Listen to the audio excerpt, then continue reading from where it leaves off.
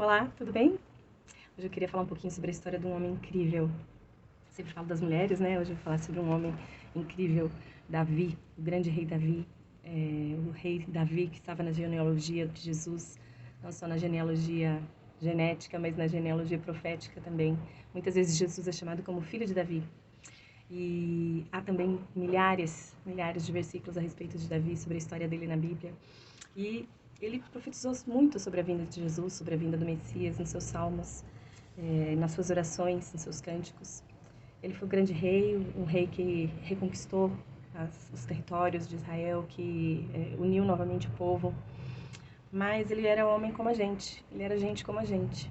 Era um homem que já se deprimiu, era um homem que fugiu porque teve medo, era um homem que também errou algumas vezes na educação dos seus filhos, era um homem que também pecou, mas ele tinha uma qualidade que agradava muito a Deus, e é por isso que ele era conhecido como o homem segundo o coração de Deus.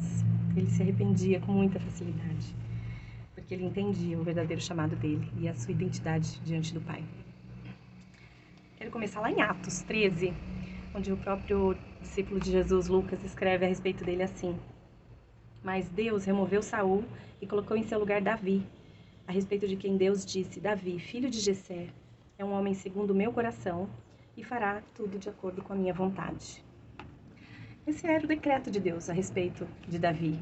Era assim que Deus o via. Ele é um homem segundo o meu coração e fará tudo de acordo com a minha vontade. Era essa a expectativa de Deus sobre a vida dele. Mas Deus o amava tanto que permitiu no seu livre-arbítrio que ele tomasse algumas decisões. Talvez para aprender algumas lições, não é? Para deixar algumas lições pra gente. E aí tem uma parte da história de Davi que sempre marcou minha vida, me emocionou muito, que fala dessas escolhas. No 2 Samuel 12, conta um pouco a história sobre o pecado de Davi com Betseba. É uma história bem comprida, uma história linda de amor, mas ao mesmo tempo que fala da carnalidade dele, né? E de como ele deixou os instintos carnais dele tomarem decisões para ele. Mas enfim, a história do pecado eu não quero contar, eu quero contar o que aconteceu depois. Depois de pecar, depois de trazer Betseba para ser a esposa dele, porque ela ficou viúva na guerra, o profeta Natan vai até Davi e confronta ele, porque Deus envia para ele uma mensagem através do profeta Natan de exortação. E o profeta Natan fala: você é o pecador, você é o homem que roubou o outro. E então, na mesma hora em que Natan declara isso para ele, no capítulo 12, versículo 13, Davi diz assim: pequei contra o Senhor. Na mesma hora em que Natan revela ali a verdade, ele confessa: pequei contra o Senhor. E Natan respondeu a Davi: também o Senhor perdoou o teu pecado. Mas tem um salmo muito lindo que Davi escreveu e que fala muito sobre o processo de cura, o processo de como a gente sai dessa luta, como a gente sai do pecado, como a gente se livra. É uma oração muito linda que é como se fosse uma linha do tempo sobre a obra de Deus na nossa vida. E fala exatamente desse tempo, desse pecado de Davi. É o Salmo 51.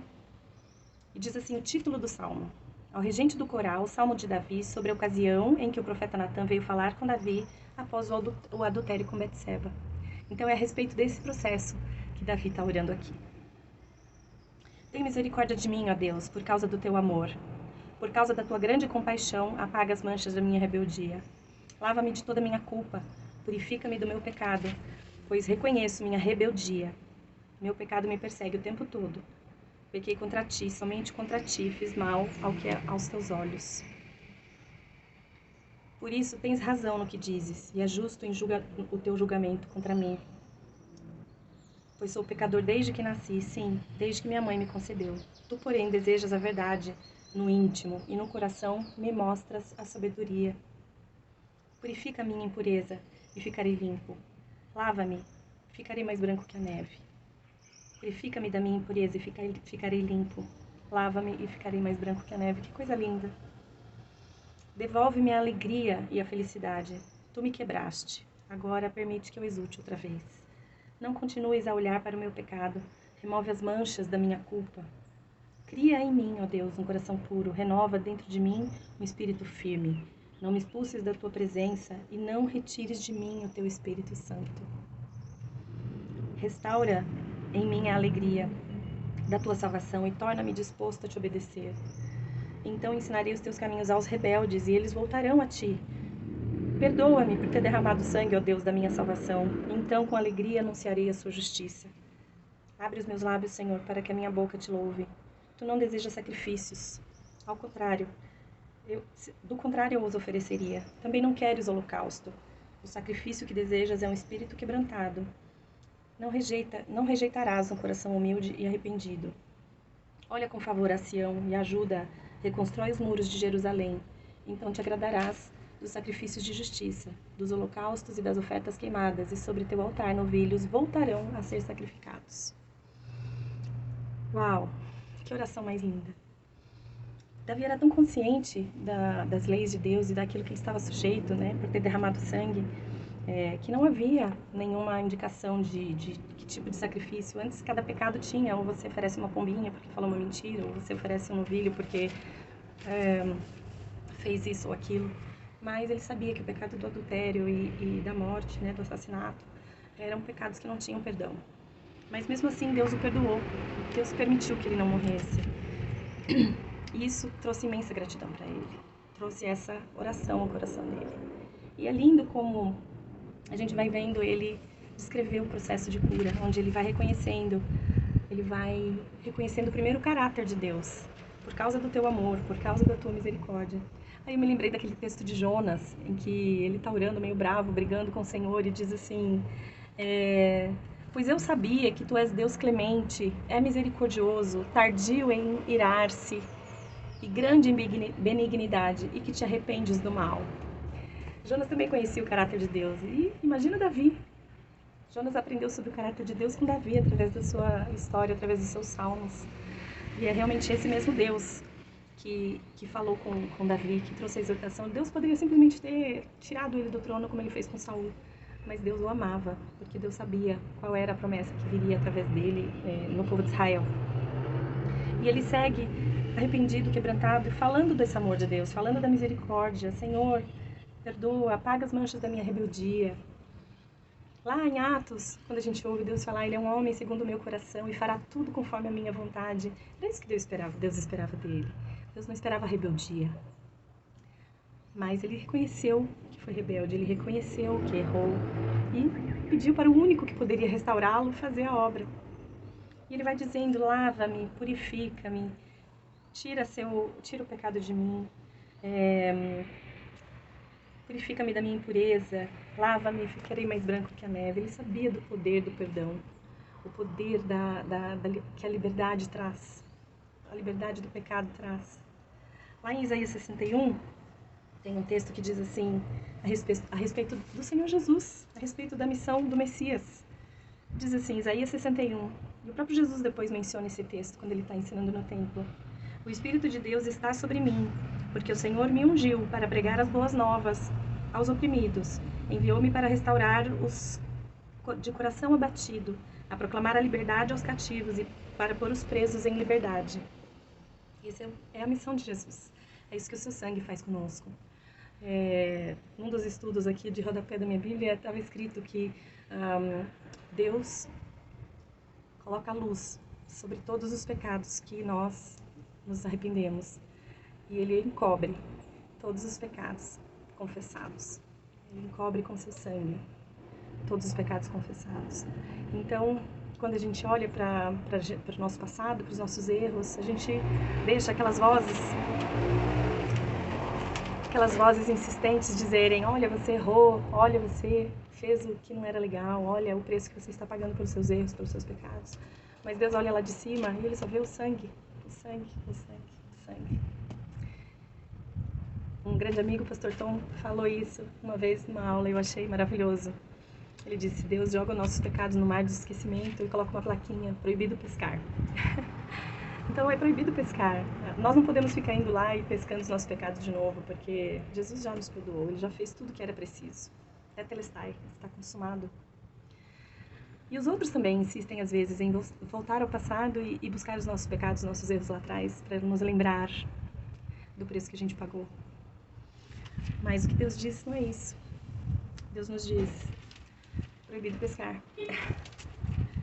Só que Deus espera que a gente se posicione de forma diferente, para que esse pecado não volte, para que esse pecado não aconteça novamente, para que a gente não insista no erro. Aqui, Davi fala sobre o seu arrependimento, fala dessa faxina que ele quer que Deus faça na vida dele, de toda essa purificação, de todo esse perdão. Mas, ao mesmo tempo, ele usa um verbo que só tem na Bíblia, em Gênesis 1, quando a Bíblia diz que Deus criou os céus e a terra. Barach é uma palavra em hebraico que Davi usa aqui. Barach em mim, ó Deus, um coração puro. Cria em mim, ó Deus, um coração puro. Como Deus vai fazer para nós termos um coração puro? Através do seu sangue, através do seu amor, através do seu perdão. É a única forma de sermos transformados.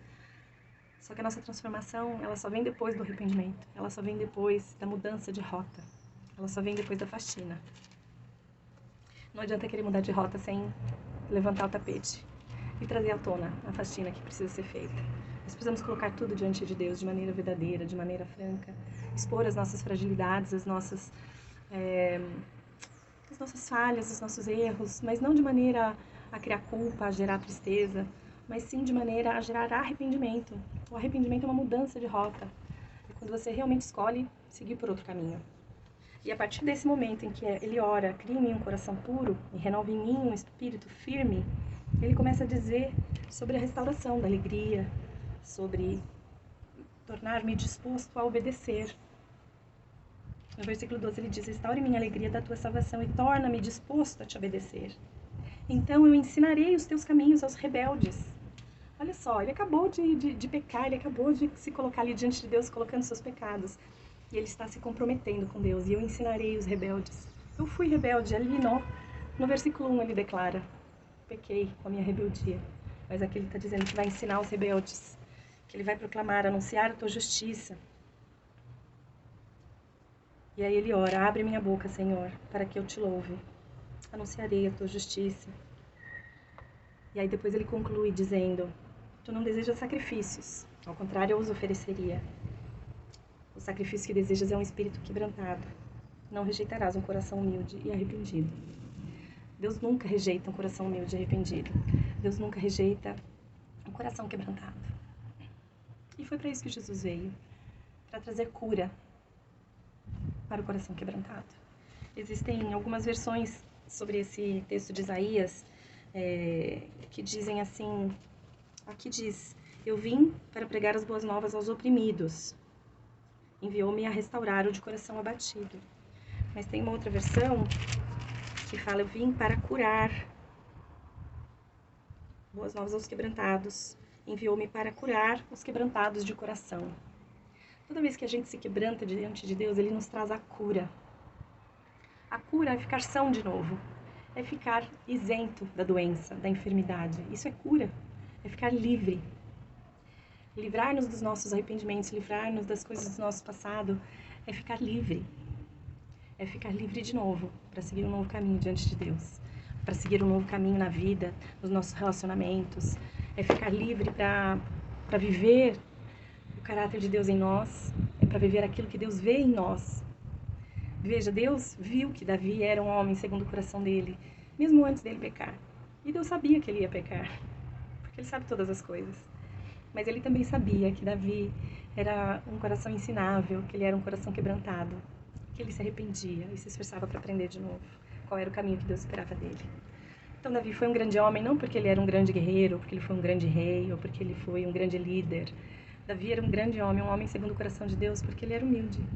E porque ele conseguia reconhecer diante de Deus seus momentos de rebeldia, seus momentos de desobediência, seus momentos de pecado, de solidão. Mas ele sabia pedir no lugar certo a nova criação de Deus, a criação de um coração novo, de um espírito novo. Ele sabia para quem pedir, ele sabia onde recorrer. E é isso que a gente tem que fazer. A gente tem que aprender com ele e seguir esse exemplo de buscar na fonte certa a salvação, buscar na fonte certa a libertação para as nossas dores, a cura para o nosso coração quebrantado.